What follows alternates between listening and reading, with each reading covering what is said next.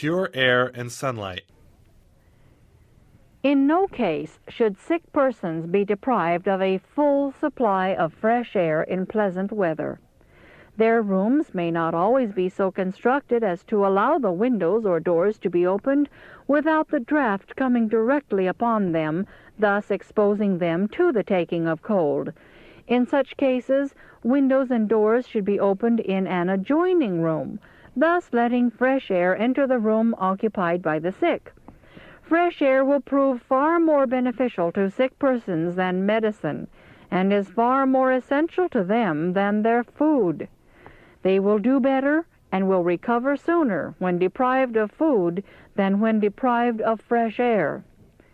Many invalids had been confined for weeks and even for months in close rooms, with the light and the pure, invigorating air of heaven shut out, as if air were a deadly enemy, when it was just the medicine they needed to make them well. These valuable remedies which heaven has provided, without money and without price, were cast aside and considered not only as worthless, but even as dangerous enemies, while poisons prescribed by physicians were in blind confidence taken.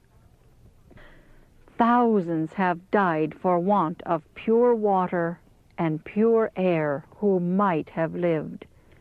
And thousands of invalids who are a burden to themselves and others think that their lives depend upon taking medicines from the doctors. They are continually guarding themselves against the air and avoiding the use of water. These blessings they need in order to become well. If they would become enlightened and let medicine alone and accustom themselves to outdoor exercise and to air in their houses, summer and winter, and use soft water for drinking and bathing purposes, they would be comparatively well and happy instead of dragging out a miserable existence. The health of the nurse to be considered. It is the duty of attendants and nurses to take special care of their own health, especially in critical cases of fever and consumption. One person should not be kept closely confined to the sick room. It is safer to have 2 or 3 to depend upon, who are careful and understanding nurses, these changing and sharing the care and confinement of the sick room. Each should have exercise in the open air as often as possible. This is important to sick-bed attendants, especially if the friends of the sick are among the class that continue to regard air, if admitted into the sick room, as an enemy, and will not allow the windows raised or the doors opened. In such cases, the sick and the attendants are compelled to breathe the poisonous atmosphere from day to day because of the inexcusable ignorance of the friends of the sick. In very many cases, the attendants are ignorant of the needs of the system and of the relation that the breathing of fresh air sustains to health, and of the life-destroying influence of inhaling the impure air of a sick room. In this case, the life of the sick is endangered, and the attendants themselves are liable to take on disease and lose health, and perhaps life. The sick room, if possible, should have a draught of air through it, day and night. The draught should not come directly upon the invalid.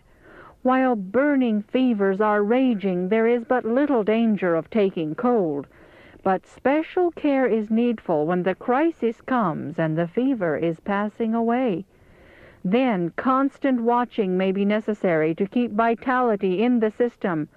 The sick must have pure, invigorating air. If no other way can be devised, the sick, if possible, should be removed to another room and another bed, while the sick room, the bed, and bedding are being purified by ventilation. If those who are well need the blessings of light and air and need to observe habits of cleanliness in order to remain well, the need of the sick is still greater in proportion to their debilitated condition. Some houses are furnished expensively.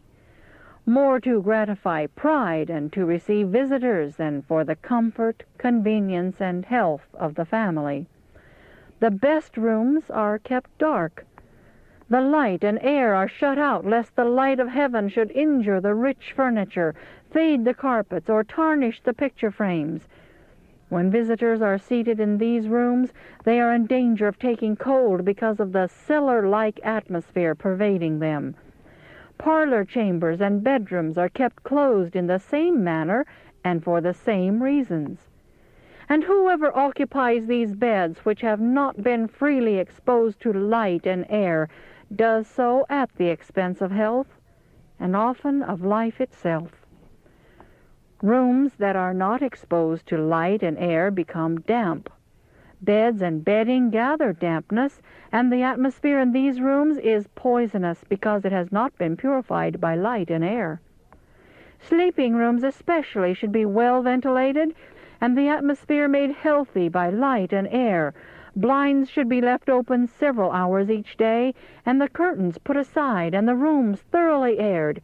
Nothing should remain even for a short time which would destroy the purity of the atmosphere. Sleeping apartments should be large, and so arranged as to have circulation of air through them day and night. Those who have excluded the air from their sleeping rooms should begin to change their course immediately. They should let in air by degrees and increase its circulation until they can bear it winter and summer with no danger of taking cold. The lungs, in order to be healthy, must have pure air. Those who have not had a free circulation of air in their rooms through the night generally awake feeling exhausted and feverish and know not the cause. It was air, vital air that the whole system required, but which it could not obtain. Upon rising in the morning, most persons would be benefited by taking a sponge bath, or, if more agreeable, a hand bath with merely a wash bowl of water. This will remove impurities from the skin. Then the clothing should be removed piece by piece from the bed and exposed to the air. The windows should be opened, the blinds fastened back, and the air allowed to circulate freely for several hours, if not all day, through the sleeping apartments. In this manner the bed and clothing will become thoroughly aired, and the impurities will be removed from the room. Shade trees and shrubbery too close and dense around a house are unhealthful, for they prevent a free circulation of air and shut out the rays of the sun. In consequence of this, dampness gathers in the house.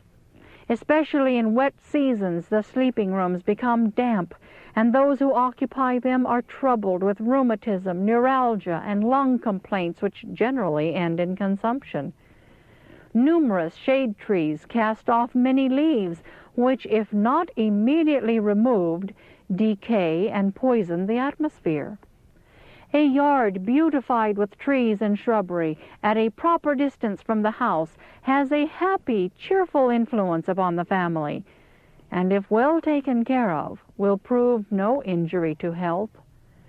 Dwellings, if possible, should be built upon high and dry ground. If a house is built where water settles around it, remaining for a time and then drying away, a poisonous miasma arises, and fever and ague, sore throat, lung diseases, and fevers will be the result. Many have expected that God would keep them from sickness merely because they have asked Him to do so. But God did not regard their prayers because their faith was not made perfect by works. God will not work a miracle to keep those from sickness who have no care for themselves, but are continually violating the laws of health and make no efforts to prevent disease. When we do all we can on our part to have health, then may we expect that the blessed results will follow, and we can ask God in faith to bless our efforts for the preservation of health. He will then answer our prayer, if His name can be glorified thereby. but let all understand that they have a work to do. God will not work in a miraculous manner to preserve the health of persons who, by their careless inattention to the laws of health, are taking a sure course to make themselves sick.